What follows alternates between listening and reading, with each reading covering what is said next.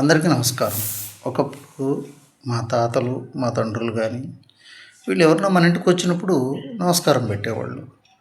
అదేవిధంగా మా స్కూల్లో మేము చదివే అయ్యవార్లు కూడా వాళ్ళ పై అధికారులు వచ్చినప్పుడు నమస్కారం పెట్టేవాళ్ళు. అప్పుడు కరచాలనం అనేది ఉంది, అయినా కూడా నమస్కారం పెట్టేవాళ్ళు.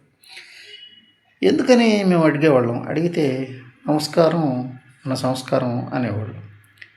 కానీ ప్రస్తుత ఆధునిక కాలంలో నాకు అనిపిస్తుంది ఏంటంటే, ఇప్పుడు జరిగే విధానాన్ని బట్టి చూస్తుంటే షేక్ హ్యాండ్ ఇవ్వడం మంచిదే, కానీ దానివల్ల అంటే బాడీలో నెగిటివ్ ఎనర్జీ ఉంది, అది ఇది అని అంటున్నారు ఎక్కువగా.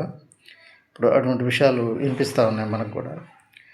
మనం షేక్ హ్యాండ్ వేయడం వల్ల మన బాడీలో నెగిటివ్ ఏమైనా ఉంటే అవతల వాళ్ళకి వెళ్తుందేమో షేక్ హ్యాండ్ వల్ల, వాళ్ళ బాడీలో నెగిటివ్ ఏమైనా ఉంటే మనకేమన్నా వస్తుందేమో అనేసి నాకు అభిప్రాయం ఉంది. అది వాస్తవం అవాస్తవం అనేది ఎంతవరకు తెలియదు. అప్పుడు పెద్దోళ్ళు తెలుసో తెలియకో నమస్కారమే చేసేవాళ్ళు ప్రతి ఒక్కరికి.